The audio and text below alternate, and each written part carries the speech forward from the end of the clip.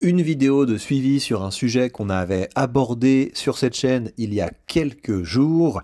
Sarah Knafo avait fait une petite étude, en fait c'est une étude que n'importe quel citoyen pourrait faire, mais merci à elle d'avoir mis ça sur le devant de la scène. Sarah Knafo est allée voir sur le site de l'Agence française du développement, donc une agence qui, avec nos impôts, finance des projets un peu partout dans le monde, et Sarah Knafo avait repéré certaines petites choses qui sont de nature à agacer les Français, savoir où va leur argent pour subventionner des projets dont on peut douter de l'utilité tout court, mais surtout dont on peut douter de l'utilité pour les Français. Donc je vous remets un petit extrait de la vidéo de Sarah Knafo, et ce qui est intéressant, c'est qu'il y a eu pas mal de réactions. La réaction d'un ministre que je ne connaissais pas et qui n'est pas glorieuse, la réaction de l'Agence française du développement qui non plus n'est pas glorieuse. On va voir leurs arguments et on va voir si ça vous convainc, et la réaction du boss de l'Agence française du développement. Donc vous savez, ce genre de haut fonctionnaire qui est très bien payé, très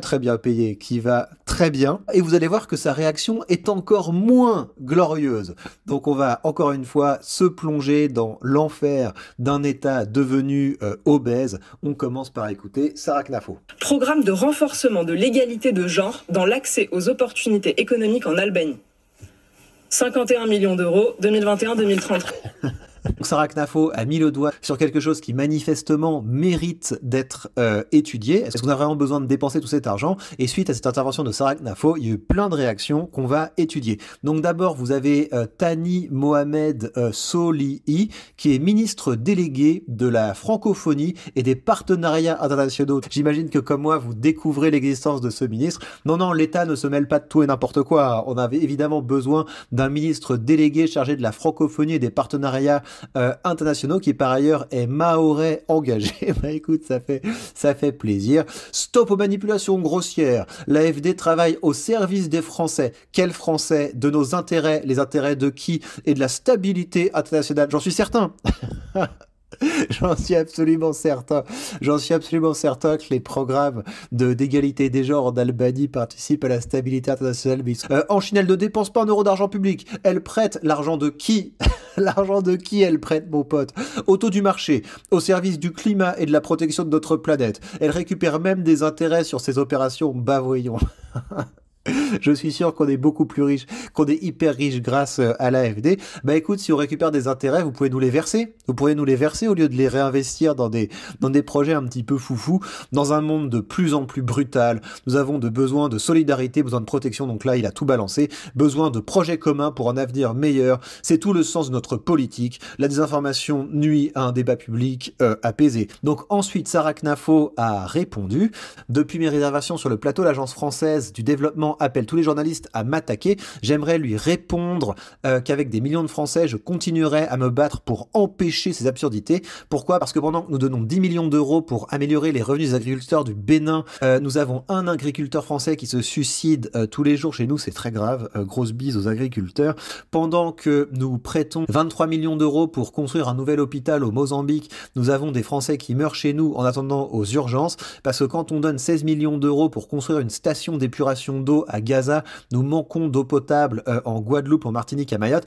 Avec ces gouvernements, c'est toujours les autres avant les nôtres. Vous vous souvenez que j'avais aussi parlé du fait que l'Algérie nous coûtait chaque année 9 milliards d'euros. C'est 3 fois plus que le budget de l'outre-mer français, d'accord? Je pourrais continuer longtemps. Je mets au défi le ministre de la francophonie qui m'attaque d'en débattre avec moi pour que les Français entendent et choisissent en conscience.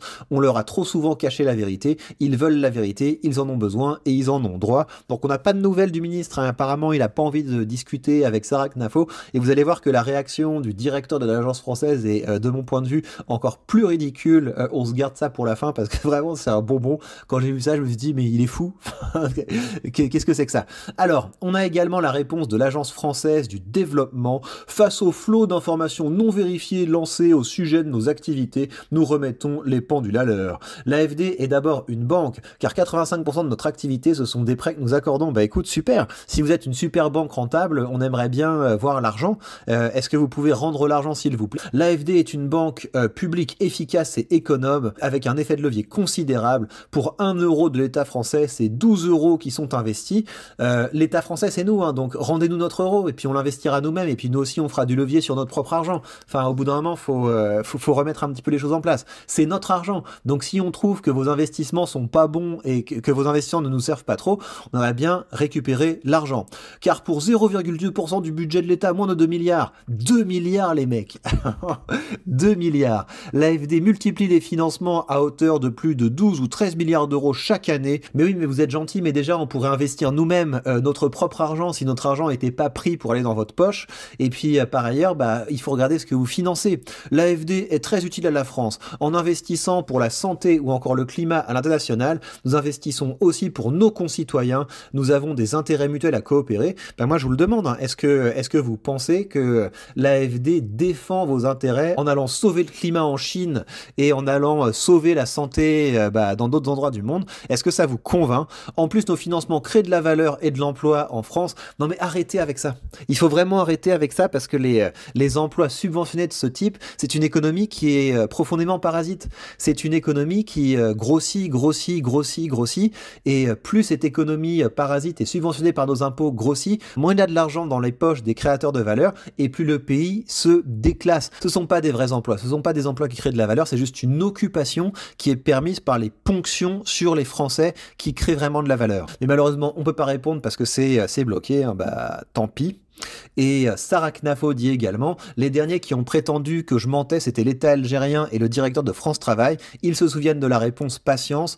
Donc on imagine que Sarah Knafo va répondre au contre-feu qu'essaie de lancer l'Agence française du développement. Donc ils disent face au flot d'informations non vérifiées. Non mais c'est sur votre site. C'est juste des chutes qui viennent, c'est juste des faits qui viennent de votre site. Donc commencez pas à lancer les gros mots. Et au sujet de nos activités, nous remettons les pendules à l'heure. Alors l'AFD donne chaque année 13 millions d'euros à la Chine. C'est faux, pas un seul argent public est donné à la Chine. On prête, on prête notre argent. Et encore une fois, nous pourrions faire de meilleurs investissements nous-mêmes. 1 tonne de CO2 économisée en Chine, c'est 1 tonne de CO2 économisée pour toute la planète. Donc vous avez le discours habituel. Je n'achète plus du tout ça. La budgétisation sensible au genre ne voudrait rien dire. C'est faux. C'est un travail sur le budget d'un État ou d'une collectivité afin que ces dépenses contribuent à renforcer l'égalité homme-femme. La vache. Donc est-ce que vous êtes très heureux de ça? Est-ce que vous êtes content que vos impôts servent à renforcer l'égalité via les dépenses et les recettes? D'accord. C'est aussi cela la diplomatie féministe de la France. Donc la France a une diplomatie féministe, c'est cool. Prolonger l'international et dans le cas de la Jordanie, la promotion de l'égalité permettrait aux femmes d'accéder à des formations et de s'engager dans l'action publique. Donc on est super contents les gars. On est super contents que vous fassiez ça avec notre argent. Vraiment, moi ça me réchauffe le cœur. Je me disais qu'on faisait un petit peu de n'importe quoi avec notre argent et maintenant je sais que la France a une diplomatie féministe et d'un coup ça va vachement mieux. Soutenir le secteur culturel et sportif en Afrique est utile. Tout à fait, l'AFD prolonge à l'international la politique de la France en matière d'exception culturelle au lendemain des JO de Paris. C'est le cas avec la troupe du cirque Zip Zap en Afrique du Sud qui accompagne 2000 jeunes vulnérables du Cap et pour le plus grand bonheur du public français en se produisant aussi à Paris et encore récemment à la Villette. Non mais arrêtez quoi, arrêtez, vous vous enfoncez là les mecs, mais c'est pas possible. Encore une fois, hein, c'est très mignon vos initiatives, c'est mignon tout plein, y a pas de problème, vive le cirque, vraiment génial, mais pas avec notre fric. Arrêtez de prendre notre fric pour financer des trucs comme ça. Ça suffit vraiment, ça suffit. Et je vais m'arrêter là parce que je sens que plus je vais dérouler ce thread, plus ça va m'agacer. On va plutôt terminer par ça.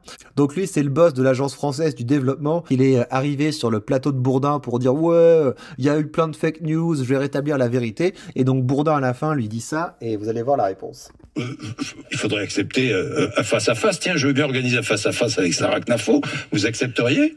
Non, ce que je veux dire, c'est je Non, ce que je veux dire, c'est, et vous allez voir la suite, c'est pas mal. Je comprends bien. Vous savez, moi, j'ai perdu mon papa à la fin de l'année dernière. Il est allé aux urgences à l'hôpital à Versailles. Il avait été amputé des 2 jambes pour une erreur médicale. Je viens de Corrèze.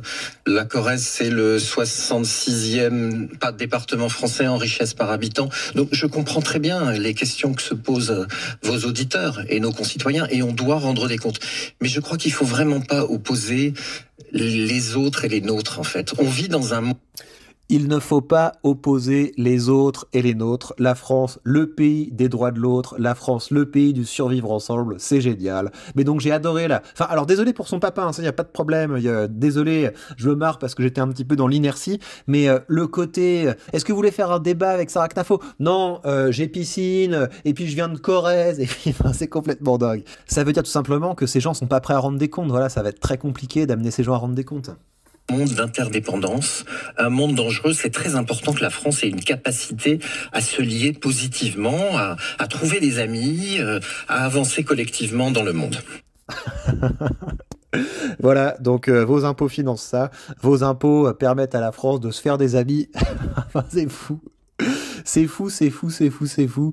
Je vais m'arrêter là, les amis, mais enfin, quand même, aidez-moi un petit peu, aidez-nous, sauvez-nous, partagez cette vidéo un maximum, commentez-la, abonnez-vous, et vous aussi commencez à dire les termes, et comme d'habitude, vous avez toutes les ressources nécessaires sous cette vidéo. Prenez bien soin de vous, et à très vite.